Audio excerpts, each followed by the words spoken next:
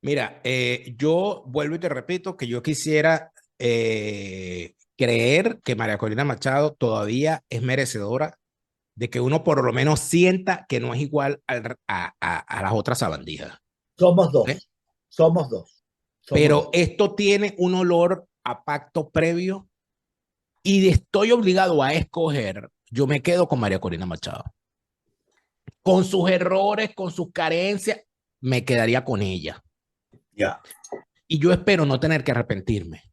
¿Dónde estamos? Estamos Ah, en el momento que se perdió el momentum. ¿tú Y en la, sientes que se perdió el momentum? claro, porque el momentum en la política es una cosa que... Iberia Tiles, llevando elegancia y clase a cada ambiente. Best Pro, el poder del marketing digital. KS Immigration Solution, resolviendo y garantizando tu permanencia legal en los Estados Unidos. Sky Blue, consultores tecnológicos especialistas en desarrollar e implementar aplicaciones en la nube. Vinotinto Radio, presentan Almorzando con Orlando. Queridos amigos, bienvenidos. Si somos capaces de acompañarlos durante los próximos minutos, nosotros vamos a ser muy, pero muy felices. Me acompaña don Daniel Lara Farías. Bienvenido, Daniel. Es Hola, Orlando. un Gracias por gusto. tenerme aquí. No, pero un placer. Tú no sabes, yo no, por sé que tienes tanto trabajo y tantos programas y tantas vainas, yo no te molesto más, porque la verdad es que no, contigo provoca hablar todos los días. Todos los Gracias. días, sí, no, y te lo digo de corazón, porque en toda esta, sobre todo esta última etapa tan rara y loca, cuyo tú has mantenido una posición incólume, una posición no intransigente, invariable.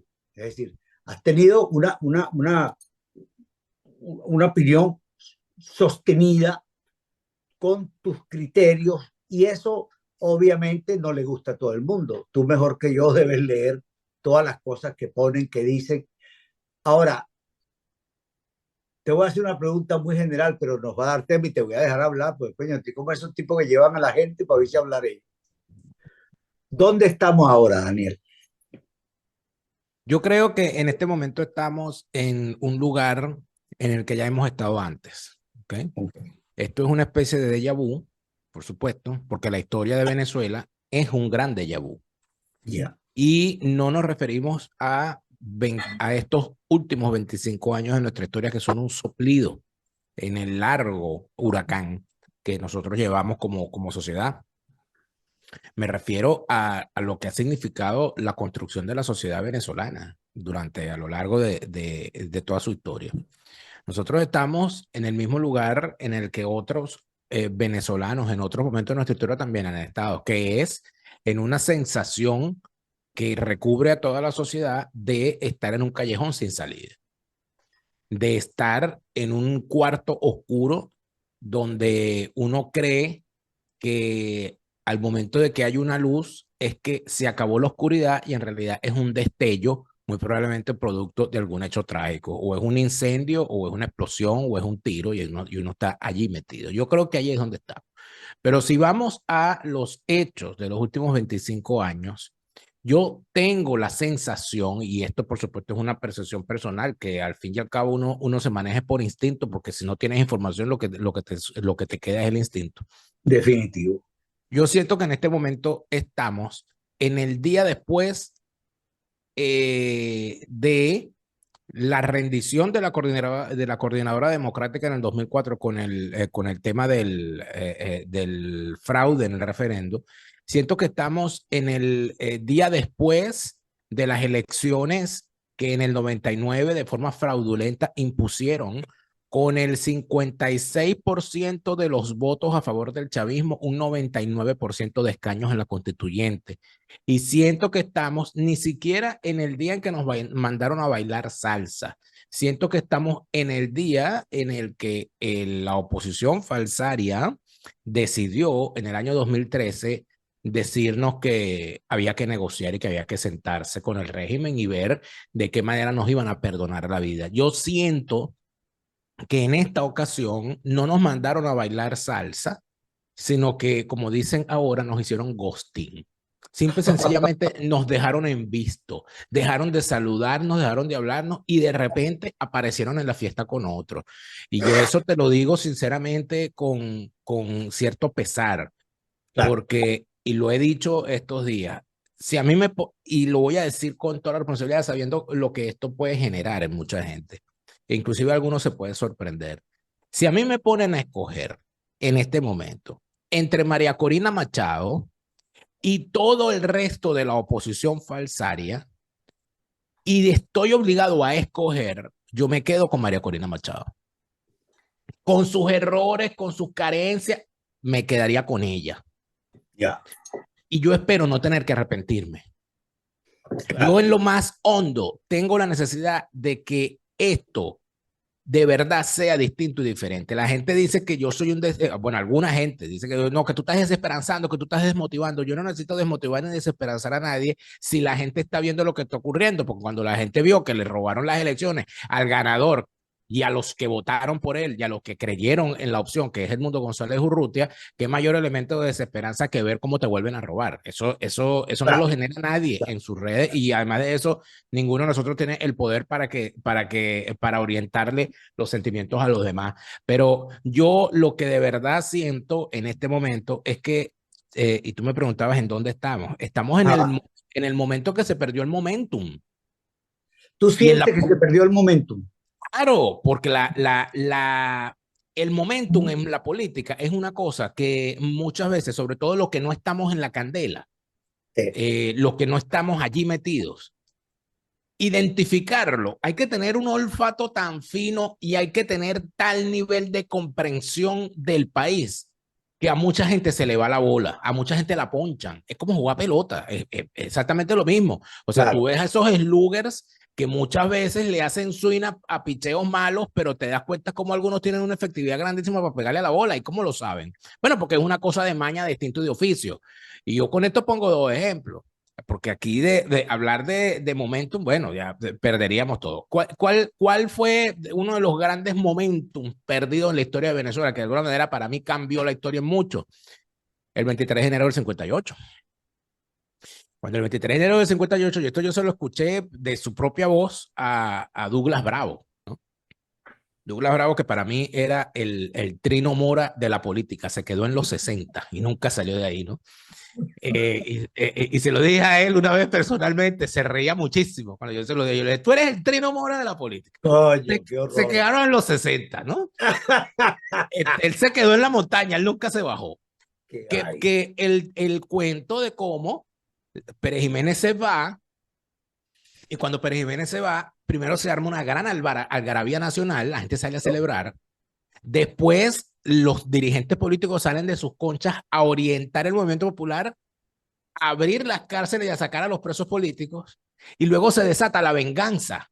Porque nosotros, nosotros hemos idealizado muchísimo la bonomía venezolana. En serio, el venezolano tiene unas cosas muy buenas, pero al venezolano le gusta la venganza y le gusta el linchamiento. Y eso lo hemos visto todos en toda nuestra historia.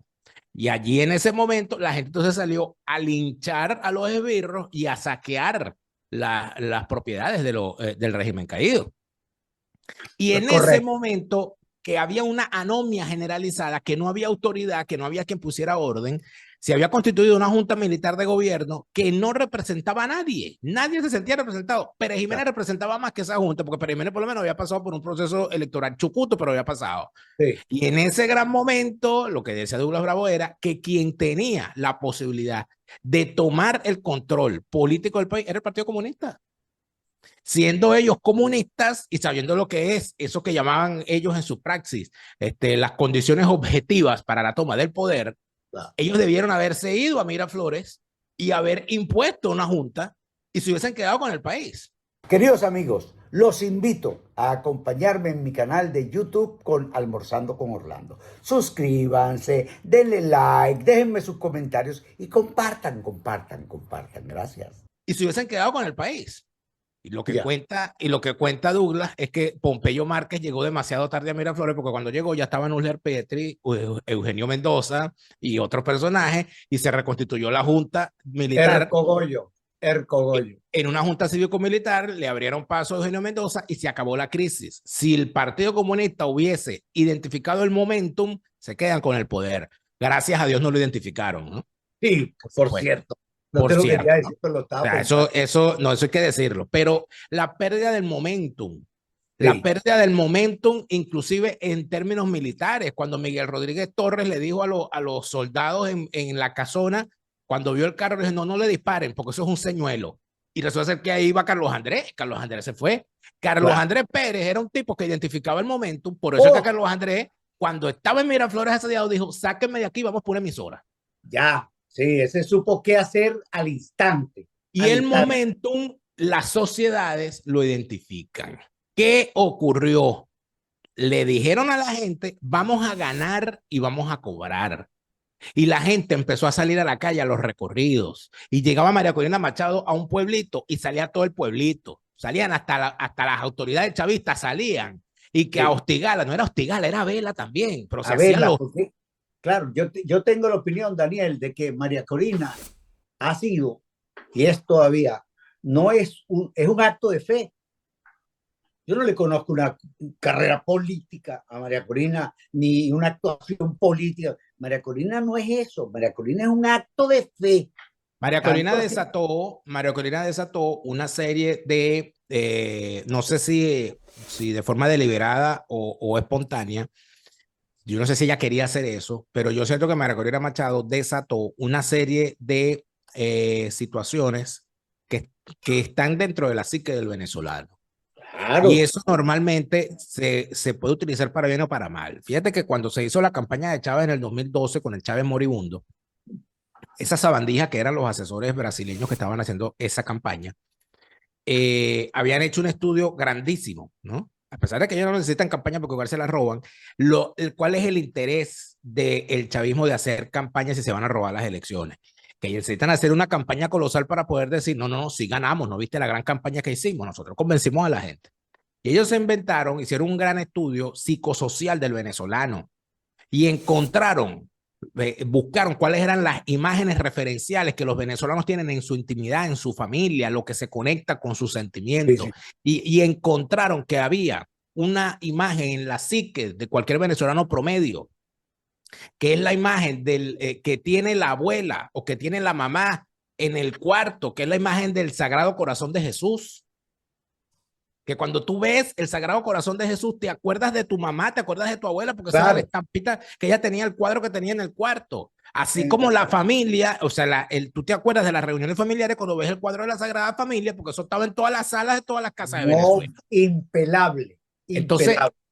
con eso se inventaron el corazón del pueblo.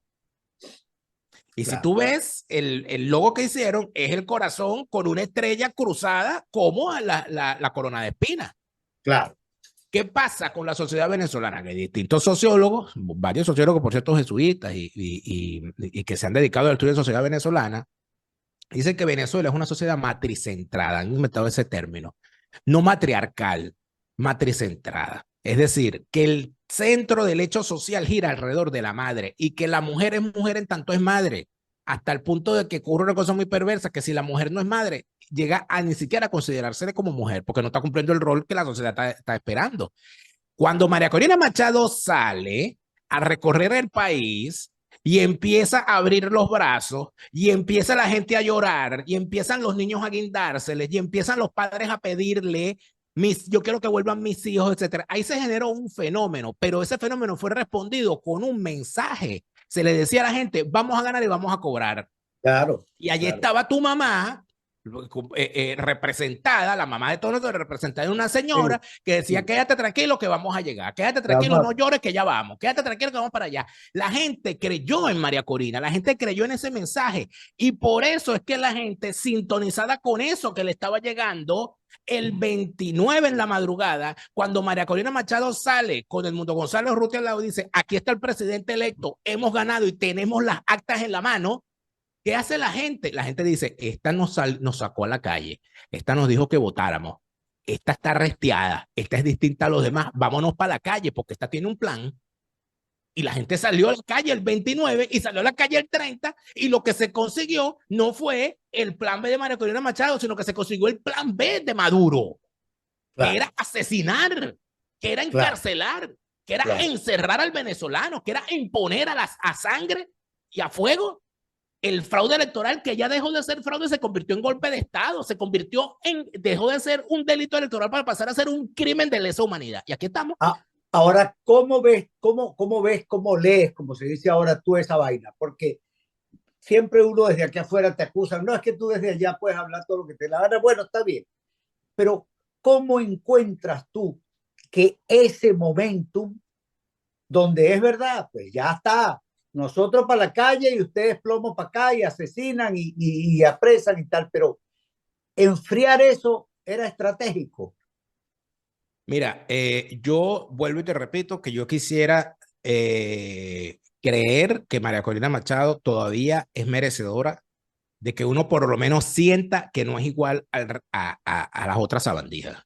Somos ¿Eh? dos, somos dos, somos Pero dos. esto tiene un olor a pacto previo, esto tiene un olor a arreglo debajo de la mesa y a simulación. ¿Por qué?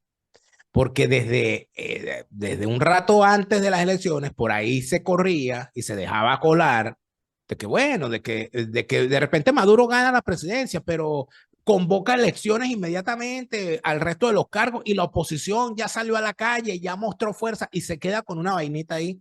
Eso decían algunos analistas y otros decían, no, no, no, aquí hay una cosa, van a dejar a Maduro en la presidencia y le van a dar a la oposición la mayoría en todo lo demás. Entonces aquí va a haber una cohabitación y tal. Eso, por supuesto, uno no lo ve en María Corina. Uno no siente que María Corina sea una persona de la catadura moral de Ramos Ayub que es capaz de decir mucho más. De bola, Pero se cuando siente uno la ve, pierna claro, de Maduro.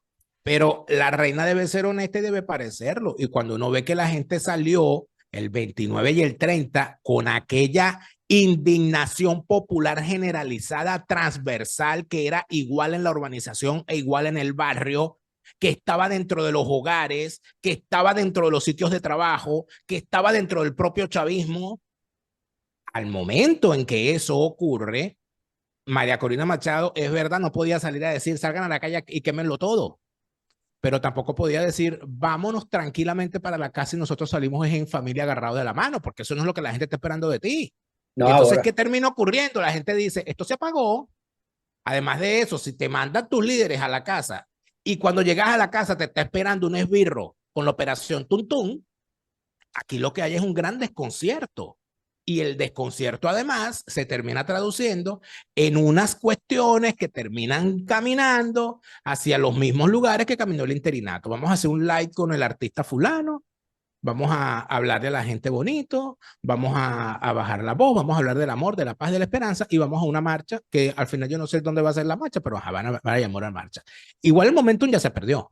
Eso no quiere decir que no pueda haber otro evento que claro, desate los claro, ánimos, porque, porque porque los procesos sociales o sea, tú no lo puedes determinar. Al interinato le pasó. El interinato surge en un momento y tuvo como 4 momentos desaprovechados. totalmente. Pero yo sigo pensando, Orlando, que el origen de todos estos problemas está fundamentalmente en o un error de diagnóstico deliberado para poder justificar las actividades francamente delictivas que significan ser cómplice del chavismo, o que hay una verdadera incomprensión del país y una incomprensión del fenómeno. O sea, no podemos seguir esperando del régimen, no, que le vamos a ofrecer garantía. Tú no puedes ofrecerle una garantía a un malandro. Tú al malandro le tienes Sí, que, al malandro tú tienes que reventar la puerta a tiro. Y cuando ya el malandro está. sienta que está armado y el que lo está combatiendo también, allí, en ese momento, no es que le vas a dar garantías, es que las va a pedir. ¿Y cómo es eso Claro, que tú le estás ofreciendo garantía a alguien que no te la está pidiendo? No, primero arrebátalo a tiro y después, no, y después nos encontramos de tú a tú. le tumbas la puerta y después hablamos. Así. Porque es lo que estaba yo por preguntarte, ¿qué pasa? Es decir, este frío raro y peligroso, porque yo leo un poco lo mismo que tú, este frío raro y peligroso, ¿en qué puede desembocar el 17? ¿Se puede el 17 resucitar la rabia, el dolor, la impotencia de tantas madres, padres, hijos que se ha ido acumulando durante estos días, ¿qué ha aumentado más, para decirlo más rápido? ¿La rechera o el miedo? Yo creo que lo que más ha aumentado, Orlando, es algo que no es posible verlo sino desde la propia entraña de la sociedad venezolana, y es que se está alarmando un inmenso conflicto social que va a terminar, que podría terminar en caminos que nosotros hemos visto en nuestra historia en el pasado y en la historia de otros pueblos, por una simple y sencilla razón. Yo supe por un tercero de que un connotado ex chavista decía, preocupado, que lo que estaba ocurriendo era una guerra civil interna del chavismo. Porque esas bases, esa gente que salió a tumbar las estatuas de Chávez y a quemar los cuadros de Maduro, era la misma gente que en el pasado salía a chocar la mano con el puño y a gritar, así es que se gobierna, y con Chávez hasta que la mar se seque, y con hambre y desempleo con Chávez me reteo. Sí. Cuando tú le dices a un vecino de una comunidad que le eche paja a los vecinos que tocaron cacerola, y a esos vecinos se les llevan presos los hijos, les revientan las puertas y se los llevan, ese vecino que se fue preso en algún momento va a salir de allí. ¿O sí? Su familiar. O el hermano o el papá que no están presos van a tomar acciones. Entonces, aquí lo que se está alarmando es una situación que ya hemos visto en procesos de guerras civiles en otros países.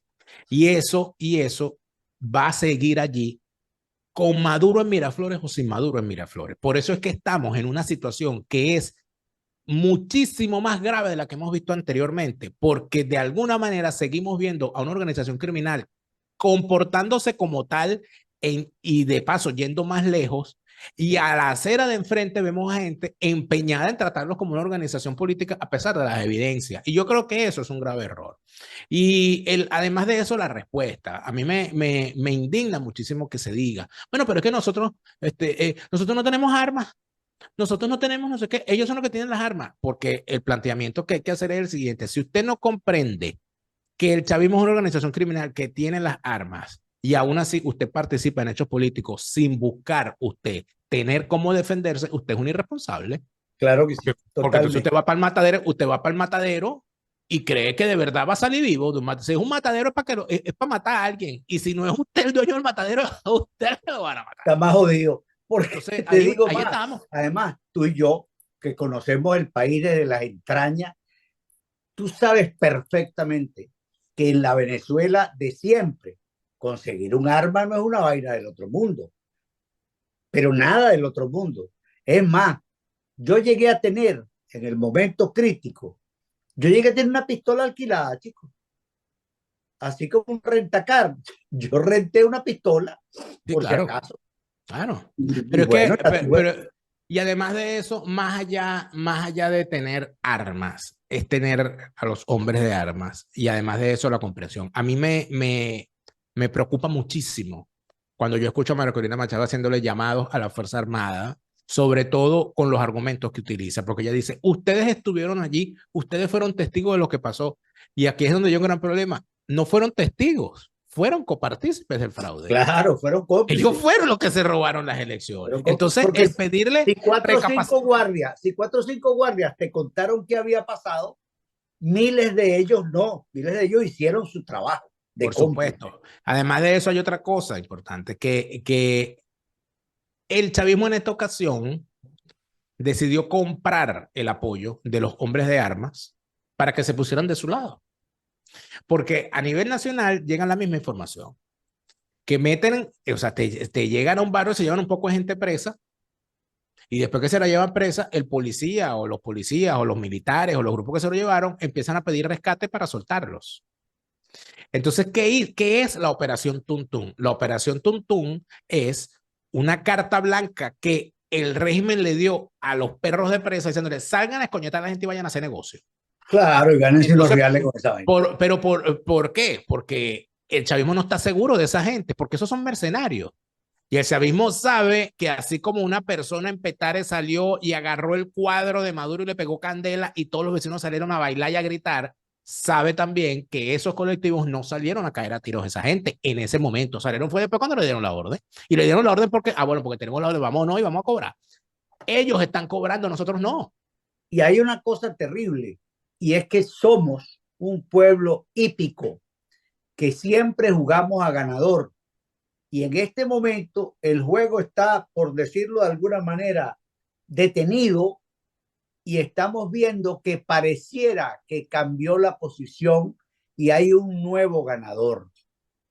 Y la gente se puede ir con ese nuevo ganador, que no es María Corina Machado. Ahora, Yo siento, Orlando, y yo he decidido que yo lo voy a decir cada vez que tengo ocasión y lo estoy diciendo todos los días en mi programa. Lo primero que nosotros tenemos que tener perfecto y meridianamente claro es que el 28 de julio la gente que salió a votar escogió masivamente a Edmundo González Urrutia como presidente. Y en este momento Edmundo González Urrutia es el presidente electo. ya está. Eso es, mira, acabas de decir una cosa tan importante, que si todos, absolutamente todos, ya le hubiéramos dado a este cuento cierto marco, ¿verdad? Ese sería el marco. Nosotros tenemos un presidente electo que se llama Edmundo González Urrutia. Nosotros tenemos un bandido ocupando el poder, que es Nicolás Maduro. Luego, no es que tenemos un presidente electo, es que tenemos un presidente que da la casualidad que lo elegimos el 28 y el otro incurrir en delitos, pues ya el único presidente que tenemos del mundo. O sea, correcto. ese Por eso es, Orlando, que es tan importante el tema del manejo del relato. Oye, esto que se está diciendo ahora, de que no, la juramentación es el 10 de enero y el 10 de enero se va a juramentar Edmundo González Urrutia, desde el punto de vista es un error, porque el presidente entrante, el presidente electo, fue objeto de un golpe de Estado por parte del presidente saliente. Ya está. Por lo tanto, ese presidente saliente es un delincuente. Totalmente. Tú no puedes esperar que ese delincuente llegue el 10 de enero y te entregue la banda presidencial si ese señor se robó o intentó robarse las elecciones y no ha podido ni siquiera demostrar su propio robo. Para nada. Además, yo decía, desgraciadamente o afortunadamente para nosotros, con esta vaina que hicieron el 29, ellos se salieron del juego. Luego, afortunadamente ya tenemos presidente, porque si no, hubiéramos creado un vacío de poder desde aquí hasta el 10 de enero. No. Desgraciadamente, estos delincuentes se tienen que ir y ya hay presidente. Que María Corina Machado maneje una junta para llevar eso a feliz término, pero ya no hay que esperar el 10 de enero, ya puede ser el 15 de octubre, ¿me entiendes? Ya ese es otro tema. Claro, pero hay que definir el relato, como dices tú. Hay que definir el relato. Hay que poner puntos claros. Esto es así, esto es así y esto es así. Y empezarle a vender eso a la gente. Yo no sé y lamento mucho pensar si la calle se va a poder recalentar. Que en estos casos, creo que tú lo dijiste, lo observaste hace rato, la calle como está ahorita se recalienta con cualquier cosa. Mira, el régimen está a un apagón de caer. Y esto no es vende humo ni vende esperanza. Sino que lo que a uno le llega de lo que está ocurriendo a lo interno del país es en efecto un gran ¿y ahora qué? Porque el que siente que se tiene que calar a Maduro, el que siente que, bueno, yo no puedo hacer nada, me lo tengo que calar, lo menos que espera es no vivir más penurias. Claro. Y si se le termina asociando la permanencia de Maduro al poder con más penurias, esto se fue. Y el asunto está en el gran peligro, el gran problema, que no hay quien cobre. A mí me decía en estos días nuestro querido amigo Carrato Molina, que él se sorprendía antes, creo que cuando era cadete y eso, cuando él veía esas noticias de los países africanos, donde aparecía el sargento Idi Amin y llegaba y tomaba el poder y se declaraba presidente y se ponía una charretera de general, o llegaba el coronel Gaddafi y se declaraba, tumbaba el gobierno. O sea, que unos bajos mandos, que cualquier vigilante sí. y tomaba el gobierno. Que a él eso le llamaba mucho la atención en aquellos tiempos que decía, oye, pero ¿qué pasará ahí? Que ahora lo entiende. Claro. Porque hoy en día, y es algo que yo veo también, creo que es algo que hay que ver claramente, hoy en día llega un vigilante, amigo, llega un vigilante de escuela con una escopeta pajiza, se para frente a Miraflores y lanza un escopetazo ese gentío que está adentro se va corriendo y los que están afuera se van detrás de él. Detrás de él. Y detrás eso, de y él. no, ojo, y no va a llegar, ese gendarme no va a llegar a Miraflores para decir, tome, señor Edmundo, la presidencia. No, Ese no, gendarme va a llegar, ese no va a llegar para quedarse. A sentarse. Eso, y esos son procesos que uno no quisiera ver, pero como nosotros no controlamos eso, Orlando, yo lo que te digo sinceramente es que por lo menos para yo no le pongo fecha a esto, sea el 17, sea antes, sea después, aquí cualquier cosa puede ocurrir. Aquí puede ocurrir que se reencienda la calle, aquí puede ocurrir que se apague definitivamente la calle, y también puede ocurrir algo que cuando Donald Trump estaba en su primera presidencia y decía que en el caso de Venezuela todas las opciones están sobre la mesa, yo siempre decía algo, todas las opciones están sobre la mesa, inclusive la opción de no hacer nada. Como en efecto. Y así fue. Desgraciadamente, esa opción también está en el horno. Daniel, ahora estamos en el punto, bueno, que ya analizamos suficientemente y nosotros no sabemos, obviamente, para dónde va a agarrar esto. Pero todas las dictaduras se han ido así. No hay dictadura que haya caído y ese día cayó y se fueron. Pérez Jiménez, en Colombia, en Santo Domingo. Es decir, siempre la dictadura tiene un plomo en el ala duro, fuerte, que esta lo tiene ya, y después viene el proceso de decaimiento, de pérdida de todo, hasta que se van. Es decir, yo quiero pensar que se van. ¿Tú piensas que se van? Sí. De hecho, yo desde antes de las elecciones sentía que lo peor que le podía pasar al chavismo era ganar estas elecciones así fuese por un fraude.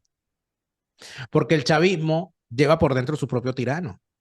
Oh, sí. Lleva su propio mal. ¿Y el mal cuál es? Que es una organización criminal y las organizaciones criminales nunca están en paz. Tienen que estar permanentemente matándose para poderse mantener. Y ellos tienen el grave problema de la gestión del relevo. Chávez, estando moribundo, y como él era Chávez, y por ser Chávez le daba nombre al chavismo, era el jefe. Claro. Y Chávez dijo, si a mí me llega a pasar algo mañana, voten por este. Maduro no puede hacer eso. Maduro no tiene ese poder. Maduro no tiene ese control. Y yo siento que en este momento, en efecto, el chavismo está colapsado internamente por una serie de situaciones. Aquí se discute muchísimo el tema de que, bueno, que por primera vez se demostró el fraude electoral. Bueno, por favor, los que tenemos memoria sabemos que aquí desde que el chavismo llegó al poder se han robado las elecciones. Tengo aquí el libro de nuestro amigo Guillermo Salas, El poder de la matemática, donde demuestra, y este libro se publicó con las pruebas recabadas durante todos estos años, se demuestra cómo se roban, cómo se puede demostrar el fraude electoral en Venezuela con la fórmula matemática utilizada por ese sistema. Bueno, ya el chavismo demostró cómo lo hacen sin necesidad de leernos el libro de la matemática. Pero, ¿cuál es el planteamiento en todo esto? El planteamiento es que en el 2015, que es lo que te sacuden siempre los electoralistas, en el 2015 ganamos la Asamblea Nacional. Pero vamos a meter eso en el microscopio y vamos a revisarlo bien. En el 2015, ¿qué tenía Maduro? Tenía año y medio en el poder. Y lo que tenía Maduro en ese momento era el estamento que había heredado de Chávez. Sí. Tenía a Rafael Ramírez, tenía a Rodríguez Torres, tenía a Tarek El Aizami, tenía a Nelson Merentes, tenía a Jorge Giordani y tenía algo que hacía muchísimo peso, que eran esos generales de Chávez, a los cuales Chávez sacó de la Fuerza Armada y los mandó para la estructura administrativa del Estado Nacional y para las gobernaciones de los principales estados.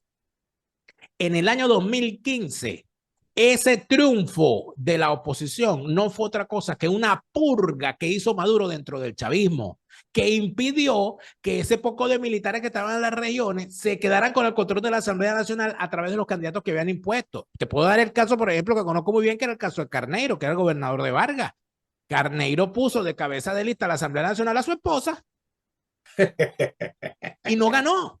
Y al jefe de los Tupamaros, José Pinto. ¿Y dónde está José Pinto? ¿Dónde está José Pinto hoy? José Pinto creo que murió en la cárcel, preso, por que se le descubrió, bueno, se le descubrió, no se le logró, decidieron revelar que el tipo era un reconocido pederasta que además de eso asesinaba a sus víctimas. Entonces, cuando tú ves eso que ocurrió en Vargas, eso ocurrió en Caracas, eso ocurrió en el Zulia, eso ocurrió en Sucre, eso ocurrió en todo el país. Maduro purgó al chavismo y después de esas elecciones que vino, la purga de Rodríguez Torres, la purga de Rafael Ramírez, la purga de Tarek El Aizami, la purga de Merente, la purga de toda esa gente, se los quitó de encima. Se los quitó de encima. En este momento no tenía necesidad de purgar a nadie. Porque el purgado era él, porque la cabeza la que estaba en el juego era él. ¿Qué va a ocurrir de aquí en tanto? No lo sé. Yo no soy el brujo haitiano, que tampoco la pega.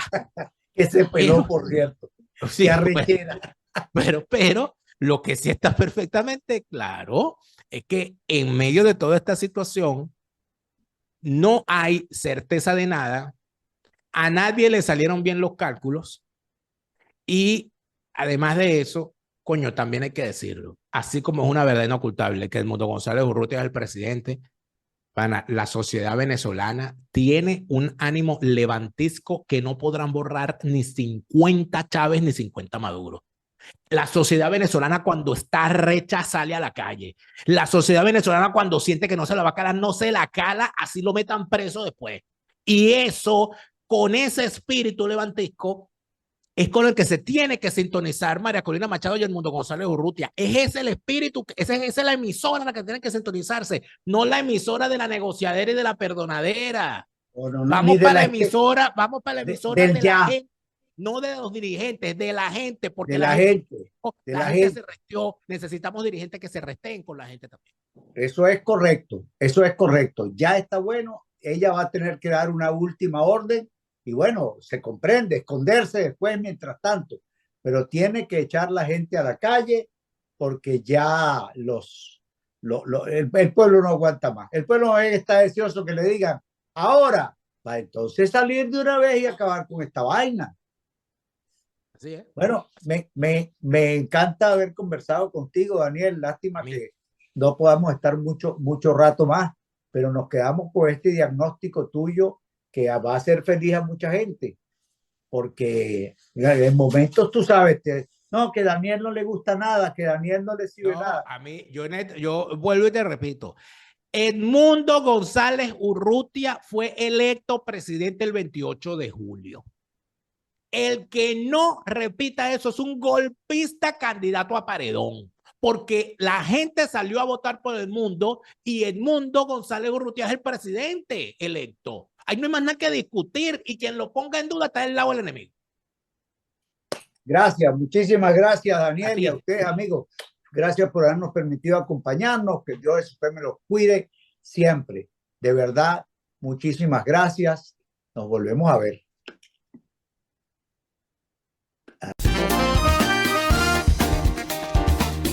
Iberia Tiles, llevando elegancia y clase a cada ambiente. Best Pro, el poder del marketing digital. Accounting and Finance, cubre todos los servicios contables y de taxes para ti y para tu empresa. KS Immigration Solution, resolviendo y garantizando tu permanencia legal en los Estados Unidos. Sky Blue, consultores tecnológicos especialistas en desarrollar e implementar aplicaciones en la nube. Vinotinto Radio presentaron Almorzando con Orlando.